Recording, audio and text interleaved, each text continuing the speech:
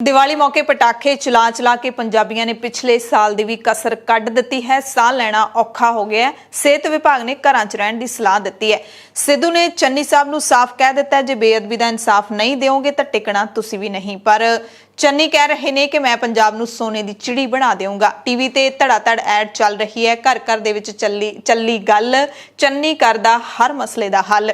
अकाली कहते हैं जे सिद्धू नूं इन्नी तकलीफ है तो कांग्रेस छड्ड क्यों नहीं देंदे। सत श्री अकाल जी, एमरजेंसी बुलेटिन देखने वाले सारे दर्शकों का स्वागत है। मैं हरशरण कौर। बुलेटिन दे विच सारियां खबरां तुहानूं दस्सांगे, वड्डियां ते ताज़ा पंजाब भारत ते दुनिया भर दियां। उस तों पहलां तुहानूं दस दिंदे हां लोक राय 3 नवंबर दी। लोक राय सी कि दिवाली ते बंदी छोड़ दिवस मौके की तुसीं पटाखे चलाओगे, तां 3% साडे दर्शकों ने कहा सी कि असीं चलावांगे, जबकि 97% ने वादा किया सी कि असीं पटाखे नहीं चलावांगे।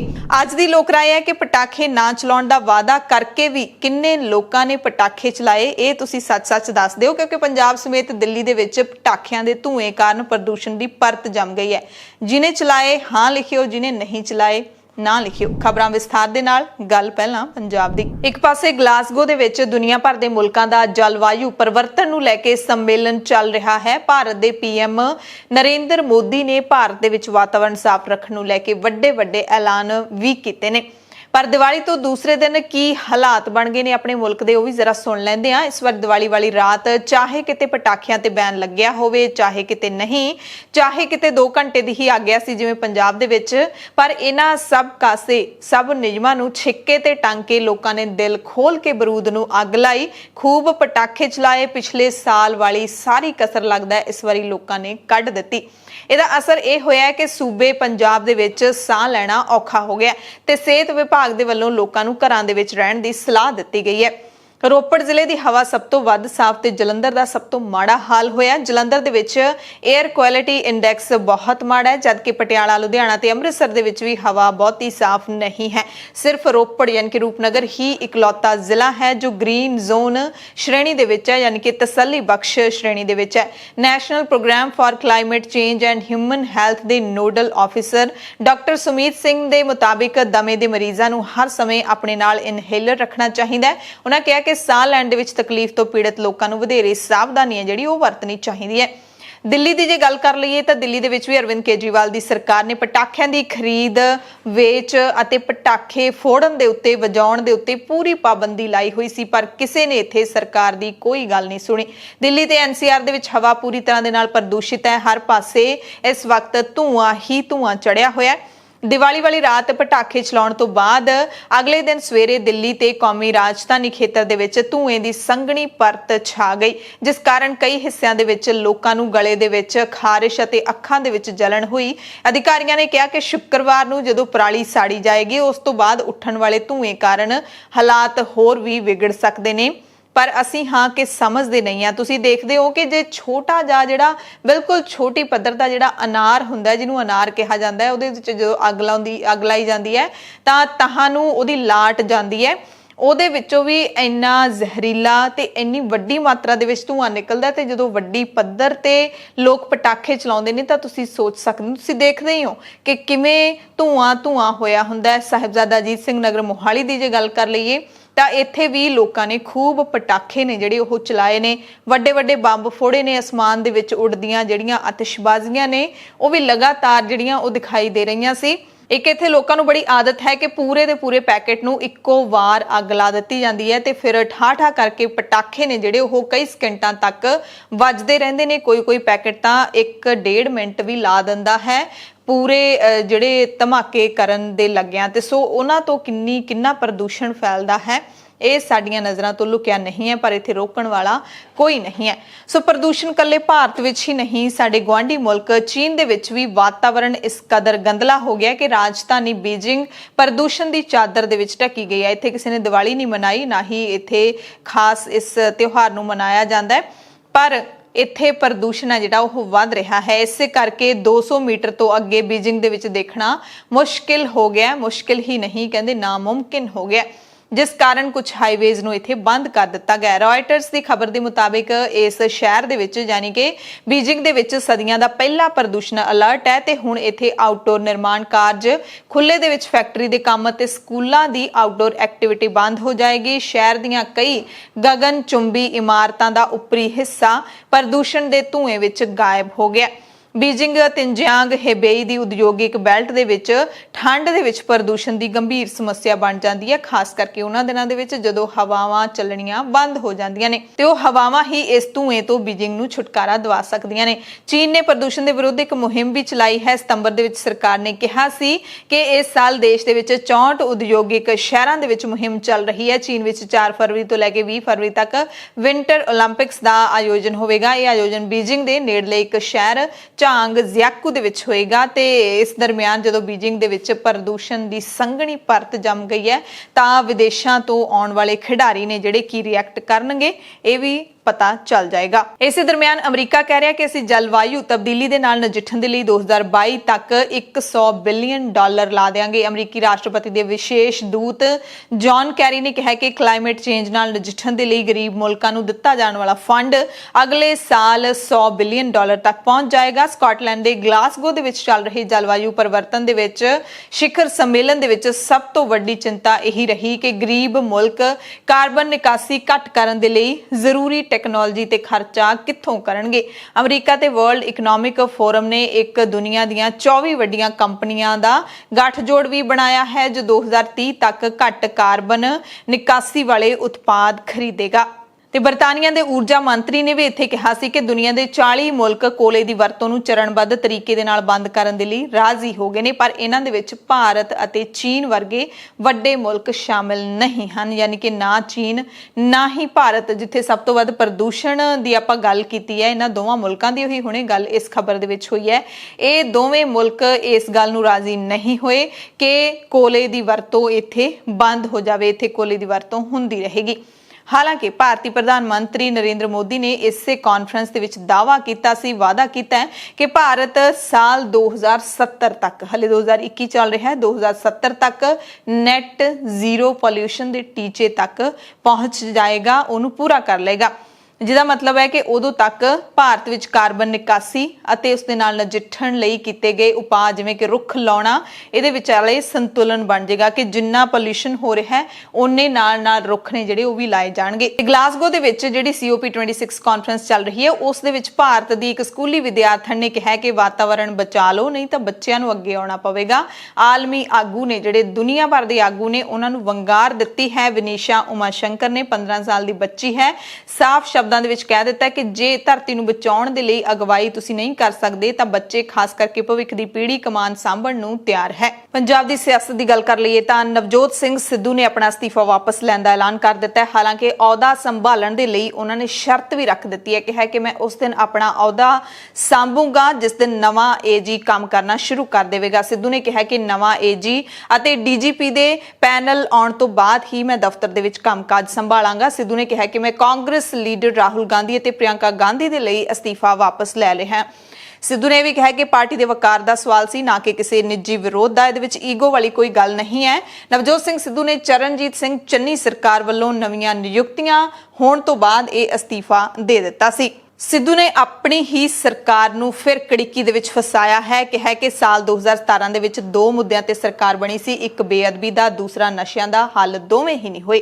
DGP ਦੀ ਨਿਯੁਕਤੀ ਉੱਤੇ ਵੀ ਸਵਾਲ ਚੁੱਕੇ ਨੇ। ਕਿਹਾ ਕਿ ਮੈਂ ਨਵਾਂ DGP ਸਹੋਤਾ ਕਿਵੇਂ ਬਰਦਾਸ਼ਤ ਕਰ ਲਵਾਂ ਜਿਸਨੇ ਬੇਅਦਬੀ ਮਾਮਲੇ ਦੇ ਵਿੱਚ ਬਾਦਲਾਂ ਨੂੰ ਕਲੀਨ ਚਿੱਟ ਦਿੱਤੀ। ਚੇਤਾਵਨੀ ਦਿੱਤੀ ਕਿ ਬੇਅਦਬੀ ਦਾ ਮਸਲਾ ਹੱਲ ਨਾ ਕਰਨ ਵਾਲੇ CM ਕੈਪਟਨ ਅਮਰਿੰਦਰ ਸਿੰਘ ਕੁਰਸੀ ਤੋਂ ਲਾਂਭੇ ਹੋ ਗਏ ਸੀ। ਜੇ ਹਾਲੇ ਵੀ ਮਾਮਲਾ ਹੋਰ ਲਟਕਾਇਆ ਤਾਂ ਹੋਣ ਵਾਲੇ ਵੀ ਨਹੀਂ ਲੱਭਣੇ। ਸਿੱਧੂ ਨੇ ਕਿਹਾ ਕਿ ਸੱਤਾ ਹਾਸਲ ਕਰਨ ਦੇ 2 ਹੀ ਤਰੀਕੇ ਨੇ, ਜਾਂ ਫਿਰ ਲੋਕਾਂ ਨੂੰ ਲੋਲੀਪੌਪ ਦਿਓ ਤੇ ਜਾਂ ਫਿਰ ਪੰਜਾਬ ਦੀ ਤਕਦੀਰ ਬਦਲ ਦਿਓ। ਹੁਣ ਅਸੀਂ ਦੇਖਣਾ ਹੈ ਕਿ ਲੋਕਾਂ ਨੂੰ ਲੋਲੀਪੌਪ ਦੇ ਕੇ ਸਮਾਂ ਲੰਘਾਉਣਾ ਹੈ ਜਾਂ ਫਿਰ ਏਜੰਡੇ ਦੇ ਉੱਤੇ ਕੰਮ ਕਰਨਾ ਹੈ, ਯਾਨੀ ਕਿ ਸਿੱਧੇ ਚੰਨੀ ਸਰਕਾਰ ਨੂੰ ਲਪੇਟੇ ਦੇ ਵਿੱਚ ਲਿਆ ਹੈ।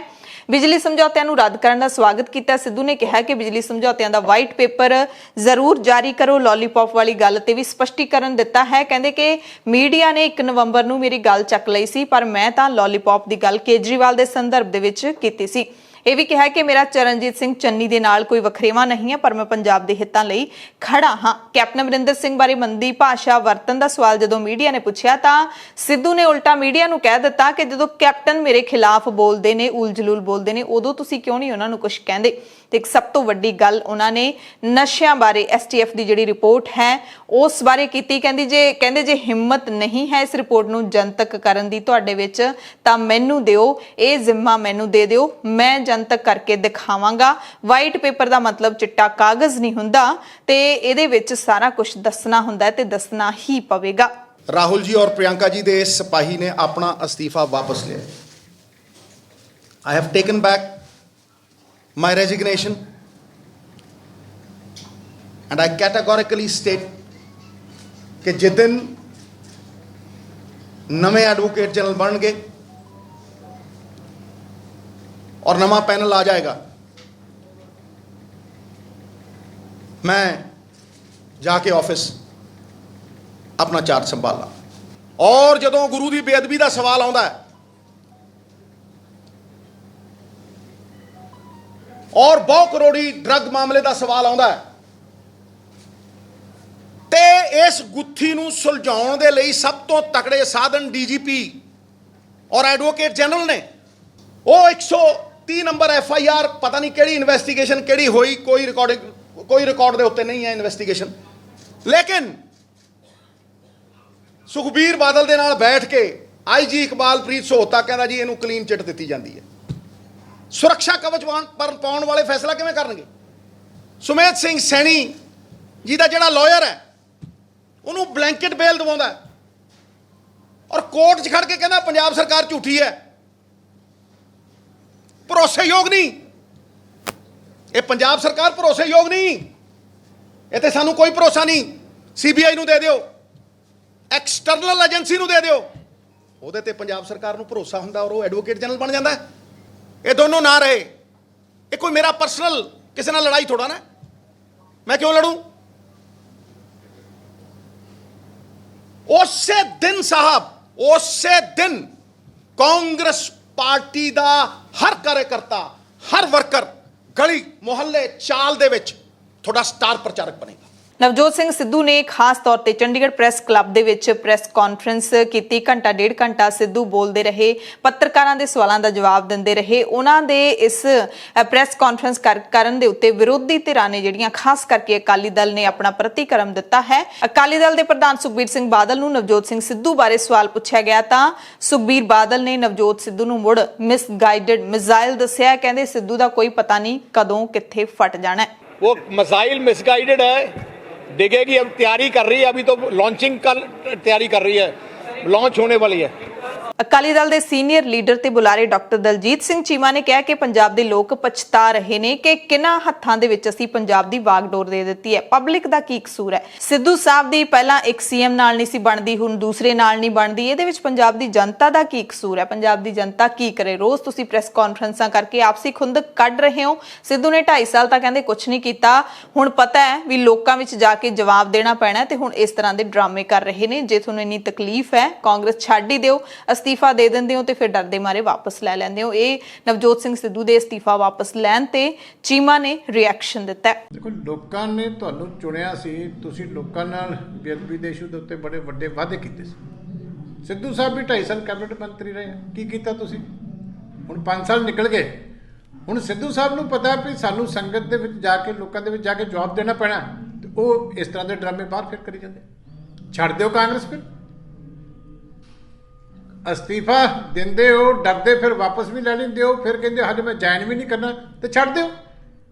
ਜੇ ਤੁਸੀਂ ਮੰਨਦੇ ਹੋ ਕਿ ਤੁਹਾਡੀ ਸਰਕਾਰ ਨੇ ਕੁਝ ਨਹੀਂ ਕੀਤਾ ਬੇਅਦਬੀ ਦੇ ਇਸ਼ੂ ਤੇ, ਛੱਡ ਦਿਓ। ਚਿਪਕੇ ਕਿਉਂ ਪਏ ਹੋ? ਸ਼ਰਮ ਤਾਂ ਇਸ ਗੱਲ ਦੀ ਆਉਂਦੀ ਹੈ ਵੀ ਉਦੋਂ ਵੀ ਬਾਹਰ ਬੈਠੇ ਮਿਹਣੇ ਮਾਰੀ ਜਾਂਦੇ ਸੀ, ਇੱਥੇ ਵੀ ਬਾਹਰ ਬੈਠੇ ਮਿਹਣੇ ਮਾਰੀ ਜਾਂਦੇ ਹੋ। ਪਾਰਟੀ ਦੇ ਤੁਸੀਂ ਪ੍ਰਧਾਨ ਨੂੰ ਛੱਡ ਦਿਓ। ਲੋਕੀ ਕੀ ਕਰਨ ਜੇ ਤੁਸੀਂ ਨਹੀਂ ਕੁਝ ਕੀਤਾ? ਤੁਹਾਡੀ ਸਰਕਾਰ ਨੇ ਲੋਕੀ ਕੀ ਕਰਨ? ਇੰਨਾ ਤੁਹਾਨੂੰ 5 ਸਾਲ ਦਾ ਟਾਈਮ ਦਿੱਤਾ ਸੀ, ਕਿੰਨੇ ਕੁ ਬਹਾਨੇ ਤੁਹਾਨੂੰ ਹੋਰ ਚਾਹੀਦੇ? ਹਰ ਗੱਲ ਦੇ ਉੱਤੇ ਤੁਸੀਂ ਬਹਾਨੇ ਬਣਾਈ ਜਾਓ। ਸਿੱਧੂ ਸਾਹਿਬ ਤਾਂ ਕਹਿ ਰਹੇ ਨੇ ਕਿ ਲੋਲੀਪੌਪ ਦੇਣਾ ਜਾਂ ਪੰਜਾਬ ਦੇ ਲੋਕਾਂ ਲਈ ਕੰਮ ਕਰਨਾ, ਦੋਨਾਂ ਦੇ ਵਿੱਚੋਂ ਇੱਕ ਨੂੰ ਚੁਣਨਾ ਪੈਣਾ ਹੈ। ਪਰ ਫਗਵਾੜਾ ਪਹੁੰਚੇ ਪੰਜਾਬ ਦੇ ਮੁੱਖ ਮੰਤਰੀ ਚਰਨਜੀਤ ਸਿੰਘ ਚੰਨੀ ਪੰਜਾਬ ਨੂੰ ਦੇਸ਼ ਦੀ ਸੋਨੇ ਦੀ ਚਿੜੀ ਬਣਾਉਣ ਦੀਆਂ ਗੱਲਾਂ ਕਰ ਰਹੇ ਨੇ। ਵਿਸ਼ਵਕਰਮਾ ਮੰਦਿਰ ਵਿੱਚ 111ਵੇਂ ਵਿਸ਼ਵਕਰਮਾ ਪੂਜਾ ਉਤਸਵ ਮੌਕੇ ਇੱਥੇ ਪਹੁੰਚੇ ਸ਼ਿਲਪਕਾਰਾਂ, ਕਾਮਿਆਂ ਤੇ ਕਿਰਤੀਆਂ ਨੂੰ ਮੁੱਖ ਮੰਤਰੀ ਨੇ ਮੁਬਾਰਕਬਾਦ ਦਿੱਤੀ ਅਤੇ ਕਿਹਾ ਕਿ ਭਗਵਾਨ ਵਿਸ਼ਵਕਰਮਾ ਦੇ ਆਸ਼ੀਰਵਾਦ ਦੇ ਨਾਲ ਹੀ ਸੂਬਾ ਤਰੱਕੀ ਦੀ ਰਾਹ ਤੇ ਪਿਆ ਹੈ। ਵੱਡੀ ਯੋਜਨਾ ਦਾ ਚਾਰੇ ਪਾਸਿਆਂ ਤੋਂ ਅਸੀਂ ਵਿਕਾਸ ਕਰ ਰਹੇ ਹਾਂ ਤੇ ਪੰਜਾਬ ਨੂੰ ਆਪਾਂ ਸਾਰੇ ਰਲ ਕੇ ਮੁੜ ਤੋਂ ਸੋਨੇ ਦੀ ਚਿੜੀ ਬਣਾ ਦੇਾਂਗੇ।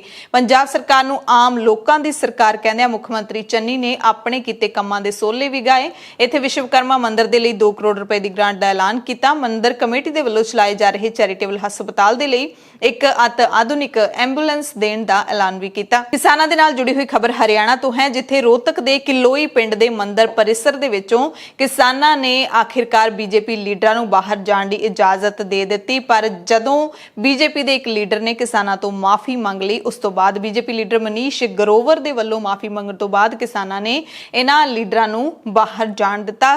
ਕਈ ਘੰਟਿਆਂ ਦੇ ਲਈ ਕਰੀਬ 1 ਦਰਜਨ ਬੀਜੇਪੀ ਲੀਡਰਾਂ ਨੂੰ ਕਿਸਾਨਾਂ ਨੇ ਸ਼ਿਵ ਮੰਦਿਰ ਦੇ ਅੰਦਰ ਡੱਕਿਆ ਹੋਇਆ ਸੀ। ਕਿਸਾਨਾਂ ਦੇ ਵੱਲੋਂ ਸਾਬਕਾ ਸਹਿਕਾਰਤਾ ਰਾਜ ਮੰਤਰੀ ਅਤੇ ਬੀਜੇਪੀ ਲੀਡਰ ਮਨੀਸ਼ ਗਰੋਵਰ ਤੇ ਸਤੀਸ਼ ਨਾਂਦਲ ਸਮੇਤ ਸਥਾਨਕ ਆਗੂਆਂ ਨੂੰ ਪਹਿਲਾਂ ਮੰਦਿਰ ਚੋਂ ਬਾਹਰ ਹੀ ਨਹੀਂ ਨਿਕਲਣ ਦਿੱਤਾ ਜਾ ਰਿਹਾ ਸੀ। ਇਹ ਜਿਹੜੇ ਸਾਰੇ ਲੀਡਰ ਸੀ ਬੀਜੇਪੀ ਦੇ, ਇੱਥੇ ਪ੍ਰਧਾਨ ਮੰਤਰੀ ਨਰਿੰਦਰ ਮੋਦੀ ਦਾ ਜਿਹੜਾ ਕੇਦਾਰਨਾਥ ਦੇ ਵਿੱਚ ਉਹਨਾਂ ਦੀ ਯਾਤਰਾ ਦਾ ਲਾਈਵ ਸਮਾਗਮ ਹੋ ਰਿਹਾ ਸੀ, ਉਹਨੂੰ ਦੇਖਣ ਦੇ ਲਈ ਪਹੁੰਚੇ ਸੀ। ਤੇ ਜਦੋਂ ਕਿਸਾਨਾਂ ਨੂੰ ਪਤਾ ਲੱਗਿਆ ਕਿ ਮੰਦਿਰ ਦੇ ਵਿੱਚ ਆਏ ਹੋਏ ਨੇ ਤਾਂ ਉਹਨਾਂ ਨੇ ਮੰਦਿਰ ਦੇ ਦਰਵਾਜ਼ੇ ਨੇ ਜਿਹੜੇ ਉਹ ਬੰਦ ਕਰ ਦਿੱਤੇ ਤੇ ਭਾਜਪਾ ਆਗੂਆਂ ਨੂੰ ਉੱਥੇ ਹੀ ਰੋਕ ਕੇ ਰੱਖਿਆ।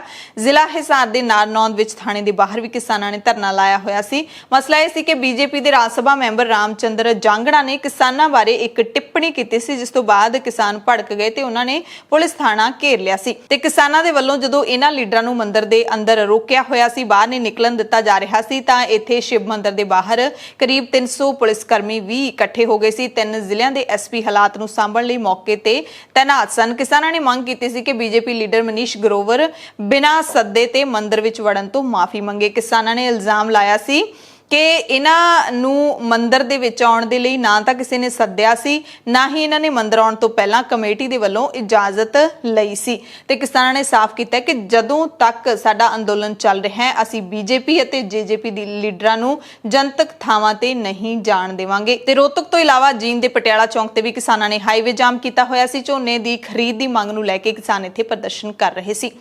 ਪੈਟਰੋਲ ਤੇ ਡੀਜ਼ਲ ਦੇ ਜਿਹੜੇ ਭਾਅ ਘਟਾਏ ਨੇ ਸੈਂਟਰ ਦੀ ਸਰਕਾਰ ਨੇ, ਉਸ ਤੋਂ ਬਾਅਦ ਕਈ ਸੂਬਿਆਂ ਨੇ ਅਜਿਹੇ ਐਲਾਨ ਕਰ ਦਿੱਤੇ ਨੇ ਤੇ ਸ੍ਰੀ ਬਿਊਟੀਫੁਲ ਚੰਡੀਗੜ੍ਹ ਦੇ ਪ੍ਰਸ਼ਾਸਨ ਨੇ ਵੀ ਐਲਾਨ ਕਰ ਦਿੱਤਾ ਹੈ। ਤੇਲ ਦੀਆਂ ਕੀਮਤਾਂ ਦੇ ਵਿੱਚ 7 ਰੁਪਏ ਪ੍ਰਤੀ ਲੀਟਰ ਵੈਲਿਊ ਐਡਡ ਟੈਕਸ ਯਾਨੀ ਕਿ ਵੈਟ ਘਟਾਉਣ ਦਾ ਐਲਾਨ ਕਰ ਦਿੱਤਾ ਹੈ। ਤੇ ਜਿਹੜਾ ਬਿਆਨ ਜਾਰੀ ਕੀਤਾ ਉਹਦੇ ਵਿੱਚ ਲਿਖਿਆ ਕਿ ਕੇਂਦਰ ਸਰਕਾਰ ਵੱਲੋਂ ਪੈਟਰੋਲ ਤੇ ਡੀਜ਼ਲ ਦੀਆਂ ਕੀਮਤਾਂ ਦੇ ਵਿੱਚ ਕੀਤੀ ਕਟੌਤੀ ਤੋਂ ਬਾਅਦ ਪ੍ਰਸ਼ਾਸਨ ਨੇ 4 ਨਵੰਬਰ ਦੀ ਅੱਧੀ ਰਾਤ ਤੋਂ ਪੈਟਰੋਲ ਅਤੇ ਡੀਜ਼ਲ ਉੱਤੇ ਵੈਟ ਦੇ ਵਿੱਚ 7 ਰੁਪਏ ਪ੍ਰਤੀ ਲੀਟਰ ਦੀ ਕਟੌਤੀ ਕਰ ਦਿੱਤੀ ਹੈ।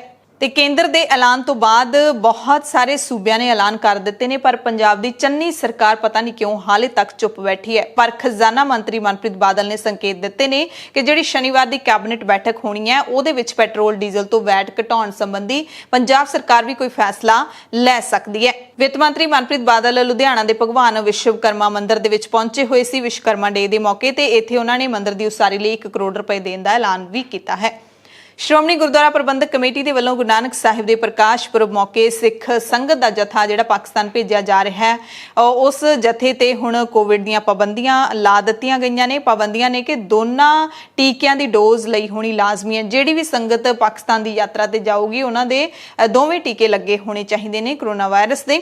ਟੀਕਾਕਰਨ ਤੋਂ ਇਲਾਵਾ 72 ਘੰਟੇ ਪਹਿਲਾਂ ਦੀ ਕਰੋਨਾ ਟੈਸਟ ਦੀ ਨੈਗੇਟਿਵ ਰਿਪੋਰਟ ਵੀ ਲਾਜ਼ਮੀ ਹੈ। ਕੋਵਿਡ ਦੇ ਨਾਲ ਜੁੜੀ ਹੀ ਅਗਲੀ ਖਬਰ ਹੈ, ਬਰਤਾਨੀਆ ਦੇ ਡਰੱਗ ਰੈਗੂਲੇਟਰ ਨੇ ਲੱਛਣਾਂ ਵਾਲੇ ਕੋਵਿਡ ਦੇ ਇਲਾਜ ਲਈ ਤਿਆਰ ਕੀਤੀ ਪਹਿਲੀ ਗੋਲੀ ਨੂੰ ਮਾਨਤਾ ਦੇ ਦਿੱਤੀ ਹੈ ਤੇ ਕੋਵਿਡ ਦੇ ਇਲਾਜ ਲਈ ਪੂਰੀ ਦੁਨੀਆ ਦੇ ਵਿੱਚ ਵਰਤੀ ਜਾਣ ਵਾਲੀ ਮੂੰਹ ਰਾਹੀਂ ਲਈ ਜਾਣ ਵਾਲੀ ਯਾਨੀ ਕਿ ਖਾਧੀ ਜਾਣ ਵਾਲੀ ਪਹਿਲੀ ਐਂਟੀਵਾਇਰਲ ਦਵਾਈ ਹੈ। ਇੱਕ ਗੋਲੀ ਹੈ ਕਰੋਨਾ ਵਾਇਰਸ ਦੀ। ਹੁਣ ਤੱਕ ਤਾਂ ਸਿਰਫ ਟੀਕਾ ਆਇਆ ਸੀ, ਹੁਣ ਇਹ ਗੋਲੀ ਵੀ ਆ ਗਈ ਹੈ ਬਰਤਾਨੀਆ ਦੇ ਵਿੱਚ। ਮੋਲ ਨੂੰ ਪ੍ਰਾਵਰ ਦਿਨ ਦੇ ਵਿੱਚ 2 ਵਾਰ ਉਹਨਾਂ ਮਰੀਜ਼ਾਂ ਨੂੰ ਦਿੱਤੀ ਜਾਵੇਗੀ ਜਿਨ੍ਹਾਂ ਨੂੰ ਹਾਲ ਦੇ ਵਿੱਚ ਕੋਵਿਡ ਦੀ ਪੁਸ਼ਟੀ ਹੋਈ ਹੈ।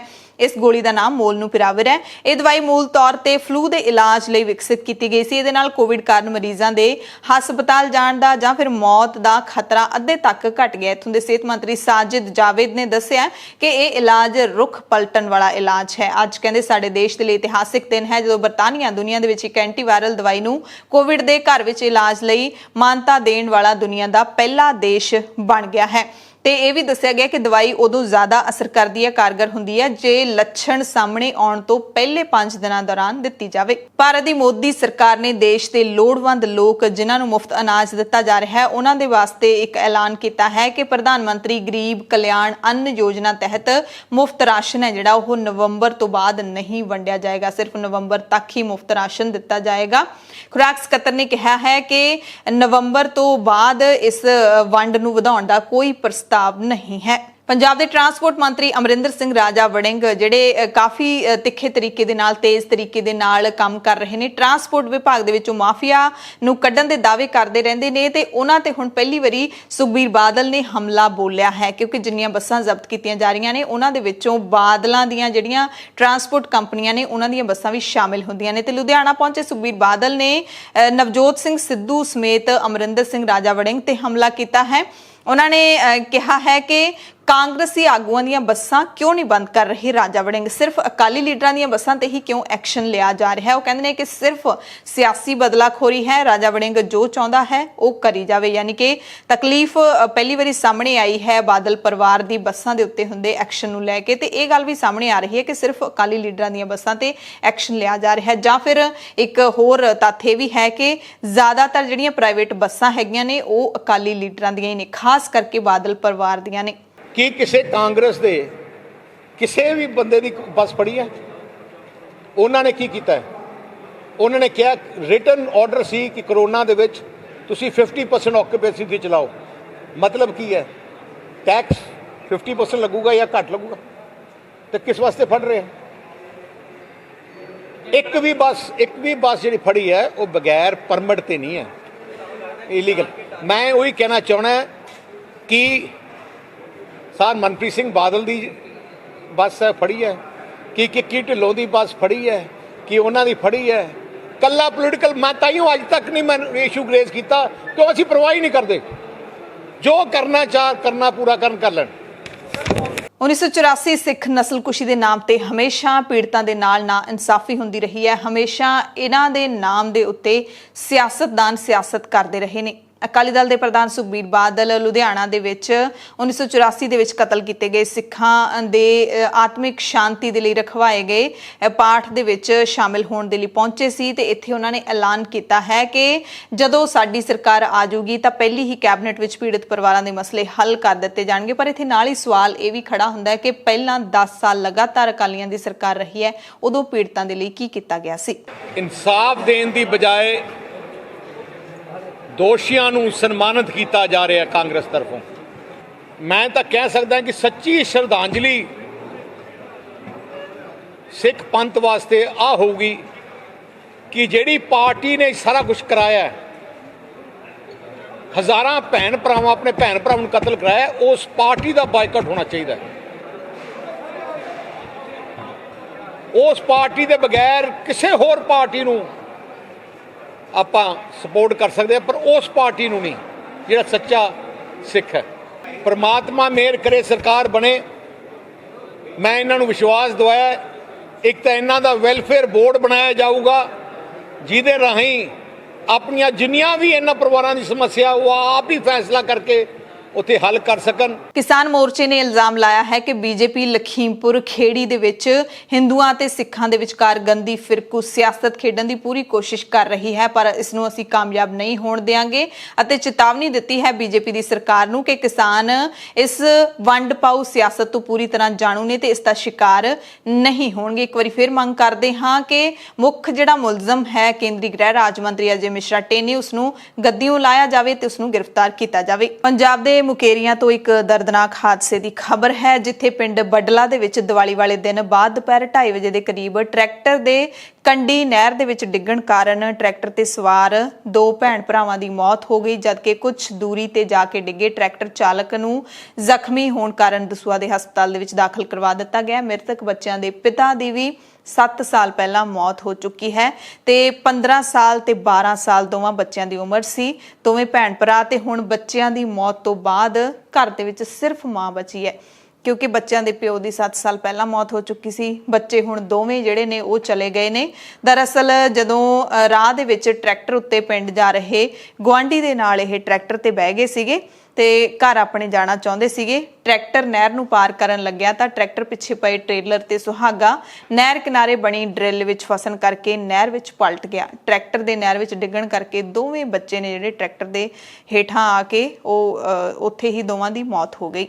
ਪੰਜਾਬ ਦੇ ਵਿੱਚ ਕਰੋਨਾ ਵਾਇਰਸ ਦਾ ਕਹਿਰ ਘਟਿਆ ਤਾਂ ਡੇਂਗੂ ਫੈਲਿਆ ਹੋਇਆ ਤੇ ਹੁਣ ਡੇਂਗੂ ਫੈਲਿਆ ਹੋਇਆ, ਮੌਤਾਂ ਹੋ ਰਹੀਆਂ ਨੇ। ਇਸੇ ਦਰਮਿਆਨ ਪਟਿਆਲਾ ਦੇ ਰਾਜਪੁਰਾ ਤੋਂ ਖਬਰ ਹੈ ਜਿੱਥੇ ਪੇਚਿਸ਼ ਦੀ ਬਿਮਾਰੀ ਫੈਲ ਗਈ ਹੈ। 4 ਬੱਚਿਆਂ ਦੀ ਇੱਥੇ ਮੌਤ ਹੋ ਗਈ ਹੈ। 12 ਜਣਿਆਂ ਦੀ ਹਾਲਤ ਗੰਭੀਰ ਹੈ ਤੇ ਗੰਭੀਰ ਬਿਮਾਰ ਬੱਚੇ ਹਸਪਤਾਲਾਂ ਦੇ ਵਿੱਚ ਦਾਖਲ ਨੇ ਅਤੇ ਪੰਜਾਬ ਦੀ ਚੰਨੀ ਸਰਕਾਰ ਹੈ ਜਿਹੜੀ ਉਹ ਸੁੱਤੀ ਪਈ ਹੈ ਤੇ ਪੰਜਾਬ ਨੂੰ ਸੋਨੇ ਦੀ ਚਿੜੀ ਬਣਾਉਣ ਦੀਆਂ ਗੱਲਾਂ ਕਰ ਰਹੀ ਹੈ। ਪੰਜਾਬ ਦੇ ਵਿੱਚ ਪੜ੍ਹਾਈ ਠੀਕ ਨਹੀਂ ਹੋਵੇਗੀ, ਸਿਹਤ ਠੀਕ ਨਹੀਂ ਹੋਵੇਗੀ, ਰੁਜ਼ਗਾਰ ਨੌਜਵਾਨਾਂ ਨੂੰ ਨਹੀਂ ਮਿਲੇਗਾ ਤਾਂ ਕਿਵੇਂ ਪੰਜਾਬ ਸੋਨੇ ਦੀ ਚਿੜੀ ਬਣੇਗਾ। ਬੇਸ ਤੋਂ ਪੰਜਾਬ ਦਾ ਜਿਹੜਾ ਕੰਮ ਹੈ ਉਹ ਠੀਕ ਕਰਨਾ ਹੀ ਪਏਗਾ। ਪਟਿਆਲਾ ਤੋਂ ਵੀ ਅਜਿਹੀ ਖਬਰ ਹੈ ਜਿੱਥੇ ਪਾਵਰਕਾਮ ਦੇ ਵਿੱਚ ਨੌਕਰੀ ਲੈਣ ਵਾਸਤੇ ਨੌਜਵਾਨ ਨੇ ਆਤਮਦਾਹ ਕਰਨ ਦੀ ਕੋਸ਼ਿਸ਼ ਕੀਤੀ। ਨੌਕਰੀ ਕਰਦਿਆਂ ਜਾਨ ਗਵਾਉਣ ਵਾਲੇ ਪਰਿਵਾਰਕ ਮੈਂਬਰਾਂ ਦੇ ਬਦਲੇ ਨੌਕਰੀਆਂ ਦੀ ਮੰਗ ਲਈ 2 ਮਹੀਨਿਆਂ ਤੋਂ ਉਹਨਾਂ ਦੇ ਵਾਰਸ ਪਾਵਰਕਾਮ ਦੇ ਹੈੱਡਕੁਆਟਰ ਤੇ ਪੱਕਾ ਧਰਨਾ ਲਾ ਕੇ ਬੈਠੇ ਨੇ।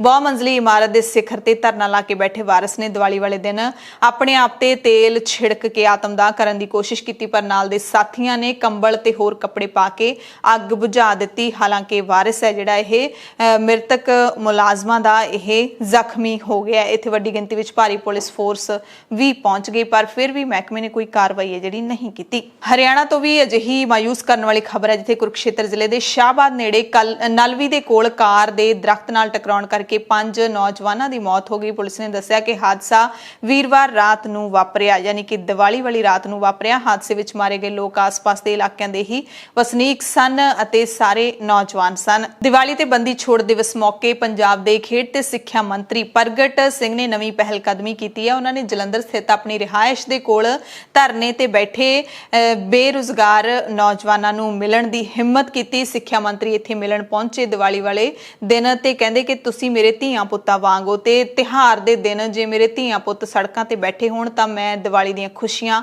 ਕਿਵੇਂ ਮਨਾ ਸਕਦਾ ਹਾਂ। ਜਲੰਧਰ ਵਿੱਚ ਮੇਰੀ ਰਿਹਾਇਸ਼ ਦੇ ਕੋਲ ਧਰਨੇ ਤੇ ਬੇਰੁਜ਼ਗਾਰ ਨੌਜਵਾਨ ਬੈਠੇ ਨੇ, ਇਸ ਕਰਕੇ ਮੇਰਾ ਇਹ ਫਰਜ਼ ਬਣਦਾ ਹੈ ਕਿ ਮੈਂ ਇਹਨਾਂ ਨੂੰ ਮਿਲਣ ਆਵਾਂ। ਇਸ ਮੌਕੇ ਉਹਨਾਂ ਨੇ ਇੱਕ ਵਾਅਦਾ ਵੀ ਕੀਤਾ। ਇਹਨਾਂ ਬੇਰੁਜ਼ਗਾਰ ਨੌਜਵਾਨਾਂ ਦੇ ਨਾਲ ਵਾਅਦਾ ਕੀਤਾ ਹੈ ਕਿ ਮੈਨੂੰ 2-3 ਦਿਨ ਦੇ ਦਿਓ, ਆਉਂਦੇ ਮੰਗਲਵਾਰ ਨੂੰ ਮੈਂ ਤੁਹਾਡੇ ਲਈ ਇੱਕ ਜਿਹੜਾ ਖੁਸ਼ੀ ਭਰਿਆ ਐਲਾਨ ਹੈ ਉਹ ਕਰਾਂਗਾ। ਦੀਵਾਲੀ ਤੇ ਬੰਦੀ ਛੋੜ ਦਿਵਸ ਜਿੱਥੇ ਭਾਰਤ ਦੇ ਵਿੱਚ ਧੂਮਧਾਮ ਦੇ ਨਾਲ ਮਨਾਏ ਜਾਂਦੇ ਨੇ, ਉੱਥੇ ਹੀ ਵਿਦੇਸ਼ਾਂ ਦੇ ਵਿੱਚ ਜਿੱਥੇ ਵੀ ਭਾਰਤੀ ਲੋਕ ਵਸਦੇ ਨੇ ਉਹ ਇਸ ਤਿਉਹਾਰ ਨੂੰ ਮਨਾਉਂਦੇ ਨੇ। ਪੰਜਾਬੀ ਤੇ ਸਿੱਖ ਭਾਈਚਾਰੇ ਦੇ ਲੋਕ ਨੇ ਉਹ ਬੰਦੀ ਛੋੜ ਦਿਵਸ ਮਨਾਉਂਦੇ ਨੇ ਤੇ ਕੈਨੇਡਾ ਦੇ ਪ੍ਰਧਾਨ ਮੰਤਰੀ ਜਸਟਿਨ ਟਰੂਡੋ ਨੇ ਬੰਦੀ ਛੋੜ ਦਿਵਸ ਅਤੇ ਦੀਵਾਲੀ ਦੇ ਮੌਕੇ ਸਭ ਨੂੰ ਵਧਾਈਆਂ ਦਿੱਤੀਆਂ। ਟਰੂਡੋ ਨੇ ਸੋਸ਼ਲ ਮੀਡੀਆ ਤੇ ਟਵੀਟ ਕਰਕੇ ਇੱਕ ਤਸਵੀਰ ਹੈ ਜਿਹੜੀ ਉਹ ਵੀ ਸਾਂਝੀ ਕੀਤੀ, ਜਿੱਥੇ ਉਹ ਮਿਠਾਈਆਂ ਨੇ ਜਿਹੜੀਆਂ ਉਹਨਾਂ ਦਾ ਲੁਤਫ ਲੈ ਰਹੇ ਸੀ। ਟਰੂਡੋ ਨੇ ਇਹ ਵੀ ਲਿਖਿਆ ਕਿ ਕੈਨੇਡਾ ਤੇ ਦੁਨੀਆ ਭਰ ਦੇ ਸਿੱਖ ਬੰਦੀ ਛੋੜ ਦਿਵਸ ਮਨਾ ਰਹੇ ਨੇ। ਇਹ ਜਿਹੜਾ ਦਿਨ ਹੈਗਾ ਉਹ 6ਵੇਂ ਗੁਰੂ ਸ਼੍ਰੀ ਗੁਰੂ ਹਰਗੋਬਿੰਦ ਸਾਹਿਬ ਦਾ ਇਤਿਹਾਸ ਅਤੇ ਜੇਲ੍ਹ ਤੋਂ ਉਹਨਾਂ ਦੀ ਰਿਹਾਈ ਦੀ ਯਾਦ ਦਿਵਾਉਂਦਾ ਹੈ। ਤੇ ਦੀਵਾਲੀ ਵਾਲੇ ਦਿਨ ਯੂਪੀ ਦੇ ਬਿਹਾਰ ਤੋਂ ਇੱਕ ਮਾਯੂਸੀ ਭਰੀ ਖਬਰ ਆਈ, ਜਿੱਥੇ 2 ਜ਼ਿਲ੍ਹਿਆਂ ਦੇ ਵਿੱਚ ਲੰਘੇ 3 ਦਿਨਾਂ ਦੇ ਵਿੱਚ ਸਰਕਾਰੀ ਅੰਕੜਿਆਂ ਦੇ ਮੁਤਾਬਕ ਜ਼ਹਿਰੀਲੀ ਸ਼ਰਾਬ ਪੀਣ ਨਾਲ ਘੱਟੋ-ਘੱਟ 21 ਜਣਿਆਂ ਦੀ ਮੌਤ ਹੋ ਗਈ ਹੈ। ਹਾਲਾਂਕਿ ਸਥਾਨਕ ਪੱਤਰਕਾਰਾਂ ਅਤੇ ਲੋਕਾਂ ਦੇ ਮੁਤਾਬਕ ਮਰਨ ਵਾਲਿਆਂ ਦੀ ਗਿਣਤੀ 33 ਤੋਂ ਵੀ ਪਾਰ ਕਰ ਚੁੱਕੀ ਹੈ। ਇਹ ਮੌਤਾਂ ਸੂਬੇ ਦੇ ਗੋਪਾਲਗੰਜ ਅਤੇ ਪੱਛਮੀ ਚੰਪਾਰਣ ਜ਼ਿਲ੍ਹਿਆਂ ਦੇ ਵਿੱਚ ਹੋਈਆਂ ਨੇ। ਪ੍ਰਧਾਨ ਮੰਤਰੀ ਨਰਿੰਦਰ ਮੋਦੀ ਨੇ ਭਗਵਾਨ ਸ਼ਿਵ ਦੇ ਨਿਵਾਸ ਕੇਦਾਰਨਾਥ ਵਿਖੇ ਆਦਿ ਗੁਰੂ ਸ਼ੰਕਰਾਚਾਰਿਆ ਦੀ ਮੂਰਤੀ ਦਾ ਉਦਘਾਟਨ ਕੀਤਾ ਤੇ ਕਿਹਾ ਕਿ ਉਹਨਾਂ ਦੀ ਮੁੜ ਬਣਾਈ ਸਮਾਧੀ ਤੇ ਮੂਰਤੀ ਸਾਹਮਣੇ ਬੈਠਣ ਦੇ ਅਨੁਭਵ ਨੂੰ ਮੈਂ ਬਿਆਨ ਨਹੀਂ ਕਰ ਸਕਦਾ। ਪ੍ਰਧਾਨ ਮੰਤਰੀ ਮੋਦੀ ਨੇ 2013 ਦੇ ਹੜ੍ਹਾਂ ਤੋਂ ਬਾਅਦ ਸਿਰਫ 0 ਤੋਂ ਘੱਟ ਤਾਪਮਾਨ ਦੇ ਵਿੱਚ ਕੇਦਾਰਪੁਰੀ ਵਿੱਚ ਪੁਨਰ ਨਿਰਮਾਣ ਦੇ ਕੰਮ ਦਾ ਸਿਹਰਾ ਬਾਬਾ ਕੇਦਾਰ ਨੂੰ ਦਿੰਦੇ ਹੋਏ ਕਿਹਾ ਕਿ ਦਹਾਕਾ ਉੱਤਰਾਖੰਡ ਦਾ ਹੈ ਤੇ ਆਉਣ ਵਾਲੇ ਸਾਲਾਂ ਦੇ ਵਿੱਚ ਇੱਥੇ ਬੇਮਿਸਾਲ ਵਿਕਾਸ ਹੋਵੇਗਾ।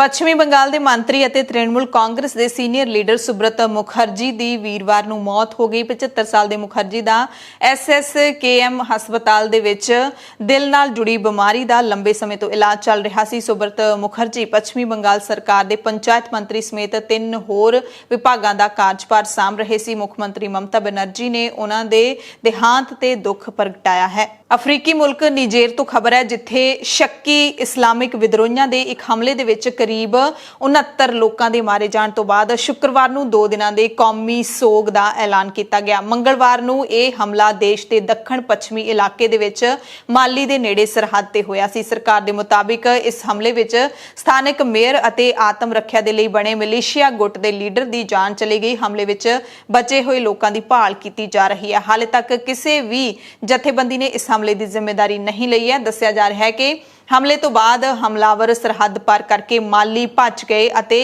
ਆਪਣੇ ਲੋਕਾਂ ਦੀਆਂ ਲਾਸ਼ਾਂ ਨੂੰ ਨਾਲ ਹੀ ਲੈ ਗਏ। ਪਾਕਿਸਤਾਨ ਦੇ ਵਿੱਚ ਤੇਲ ਅਤੇ ਖਾਣ ਦੇ ਸਮਾਨ ਦੇ ਭਾਅ ਵਿੱਚ ਜਿਹੜਾ ਲਗਾਤਾਰ ਵਾਧਾ ਹੋ ਰਿਹਾ ਹੈ, ਉਸ ਨੂੰ ਲੈ ਕੇ ਹੰਗਾਮਾ ਲਗਾਤਾਰ ਜਾਰੀ ਹੈ। ਪਾਕਿਸਤਾਨ ਮੁਸਲਿਮ ਲੀਗ ਨਵਾਜ਼ ਦੇ ਪ੍ਰਧਾਨ ਸ਼ਹਿਬਾਜ਼ ਸ਼ਰੀਫ ਨੇ ਪ੍ਰਧਾਨ ਮੰਤਰੀ ਇਮਰਾਨ ਖਾਨ ਤੇ ਮਹਿੰਗਾਈ ਨੂੰ ਲੈ ਕੇ ਹਮਲਾ ਬੋਲਿਆ ਹੈ। ਸ਼ਹਿਬਾਜ਼ ਸ਼ਰੀਫ ਨੇ ਕਿਹਾ ਕਿ ਦੇਸ਼ ਦੇ ਵਿੱਚ ਖੰਡ ਦਾ ਯਾਨੀ ਕਿ ਚੀਨੀ ਦਾ ਸੰਕਟ ਪੈਦਾ ਹੋ ਗਿਆ, ਕਿਉਂਕਿ ਇੱਥੇ ਸਿਰਫ 15 ਦਿਨਾਂ ਦਾ ਹੀ ਖੰਡ ਦਾ ਸਟਾਕ ਬਚਿਆ ਹੈ। ਕਹਿੰਦੇ ਪ੍ਰਧਾਨ ਮੰਤਰੀ ਦੇ ਕੋਲ ਭਾਸ਼ਣ ਦੇਣ ਤੋਂ ਇਲਾਵਾ ਕੁਝ ਹੋਰ ਚੰਗਾ ਕਰਨ ਦੇ ਲਈ ਨਹੀਂ ਹੈ। ਖੰਡ ਦੀ ਕੀਮਤ 5 ਰੁਪਏ ਪ੍ਰਤੀ ਕਿਲੋ ਵੱਧ ਗਈ ਹੈ। ਹੁਣ ਖੁਦਰਾ ਬਾਜ਼ਾਰ ਦੇ ਵਿੱਚ ਖੰਡ ਦੀ ਕੀਮਤ 130 ਰੁਪਏ ਪ੍ਰਤੀ ਕਿਲੋ ਪਹੁੰਚ ਗਈ ਹੈ। ਇਸੇ ਦਰਮਿਆਨ UN ਨੇ ਕਿਹਾ ਕਿ ਦੁਨੀਆ ਭਰ ਦੇ ਵਿੱਚ ਮਹਿੰਗਾਈ ਵੱਧ ਰਹੀ ਹੈ। ਅੰਨ ਅਤੇ ਖਾਣ ਵਾਲੇ ਤੇਲ ਦੀਆਂ ਕੀਮਤਾਂ 10 ਸਾਲਾਂ ਦੇ ਵਿੱਚ ਸਭ ਤੋਂ ਉੱਚੇ ਪੱਧਰ ਤੇ ਪਹੁੰਚ ਗਈਆਂ ਨੇ ਤੇ ਬੀਤੇ 10 ਸਾਲਾਂ ਦੇ ਵਿੱਚ ਮਹਿੰਗਾਈ ਹੈ ਜਿਹੜੀ ਸਭ ਤੋਂ ਉੱਚੇ ਦੌਰ ਦੇ ਵਿੱਚ ਇਸ ਵਕਤ ਪਹੁੰਚ ਗਈ ਹੈ। ਸੰਯੁਕਤ ਰਾਸ਼ਟਰ ਦੀ ਸੰਸਥਾ ਫੂਡ ਐਂਡ ਐਗਰੀਕਲਚਰ ਆਰਗੇਨਾਈਜੇਸ਼ਨ ਯਾਨੀ ਕਿ FAO ਨੇ ਕਿਹਾ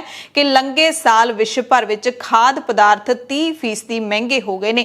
ਯਾਨੀ ਕਿ ਕੀ ਆਮ ਲੋਕ ਨੇ ਜਿਹੜੇ ਉਹ ਕੀ ਕਰਨਗੇ, ਕਿਉਂਕਿ ਖਾਣਾ ਇੱਕ ਬੇਸਿਕ ਲੋੜ ਹੁੰਦੀ ਹੈ, ਇੱਕ ਮੂਲ ਲੋੜ ਹੁੰਦੀ ਹੈ ਇਨਸਾਨ ਦੇ ਜਿਉਂਦੇ ਰਹਿਣ ਦੇ ਲਈ। ਉਹਦੇ ਸਰੀਰ ਨੂੰ ਖਾਣਾ ਦੇਣਾ ਹੀ ਪੈਂਦਾ ਹੈ। ਜਿਹੜਾ ਸਰੀਰ ਹੈ ਉਹ ਮਾਸ ਦਾ ਬਣਿਆ ਹੋਇਆ ਸਰੀਰ ਹੈ, ਉਹ ਸਿਰਫ ਤੇ ਸਿਰਫ ਖਾਣ ਪੀਣ ਦੀ ਭਾਸ਼ਾ ਸਮਝਦਾ ਹੈ।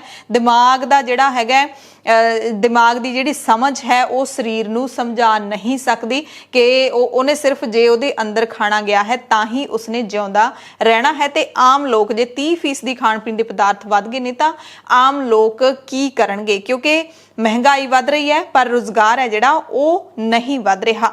ਜੇ ਮਹਿੰਗਾਈ ਵੱਧ ਰਹੀ ਹੈ ਤਾਂ ਲੋਕਾਂ ਦੀਆਂ ਤਨਖਾਹਾਂ ਨੇ ਜਿਹੜੀਆਂ ਉਹ ਨਹੀਂ ਵੱਧ ਰਹੀਆਂ। ਇਹ ਜਿਹੜਾ ਤਾਲਮੇਲ ਹੈ ਉਹ ਕਿਸੇ ਵੀ ਮੁਲਕ ਦੇ ਵਿੱਚ ਸ਼ਾਇਦ ਨਹੀਂ ਬਣ ਪਾ ਰਿਹਾ, ਕਿਸੇ ਵੀ ਵਿਕਾਸਸ਼ੀਲ ਮੁਲਕ ਦੇ ਵਿੱਚ। UN ਦੀ ਰਿਪੋਰਟ ਤੋਂ ਪਤਾ ਲੱਗਦਾ ਹੈ ਕਿ ਦੁਨੀਆ ਭਰ ਦੇ ਵਿੱਚ ਅਨਾਜ ਅਤੇ ਖਾਣ ਦੇ ਤੇਲਾਂ ਦੇ ਜਿਹੜੇ ਭਾਅ ਲਗਾਤਾਰ ਵੱਧ ਰਹੇ ਨੇ। ਭਾਰਤ ਦੇ ਵਿੱਚ ਹੀ ਤੁਸੀਂ ਦੇਖ ਲਓ, ਪੰਜਾਬ ਦੇ ਵਿੱਚ ਜਿਹੜਾ 80-90 ਰੁਪਏ ਲੀਟਰ ਹੁੰਦਾ ਸੀ ਸਰੋਂ ਦਾ ਤੇਲ, ਉਹ ਅੱਜ 200 ਤੋਂ ਲੈ ਕੇ 250 ਰੁਪਏ ਪ੍ਰਤੀ ਲੀਟਰ ਦੇ ਹਿਸਾਬ ਨਾਲ ਮਿਲ ਰਿਹਾ ਹੈ। ਐਮਰਜੈਂਸੀ ਬੁਲੇਟਿਨ ਦੇ ਵਿੱਚ ਹੁਣ ਤੁਹਾਡੇ ਸਭ ਤੋਂ ਇਜਾਜ਼ਤ ਚਾਹੁੰਦੇ ਹਾਂ। ਤੁਸੀਂ ਸਾਰੇ ਆਪਣਾ ਧਿਆਨ ਰੱਖਿਓ, ਲੋੜਵੰਦਾਂ ਦੀ ਮਦਦ ਜ਼ਰੂਰ ਕਰਦੇ ਰਿਹਾ ਕਰੋ ਤੇ ਅਫਵਾਹਾਂ ਤੋਂ ਬਚ ਕੇ ਰਿਹਾ ਕਰੋ। ਧੰਨਵਾਦ।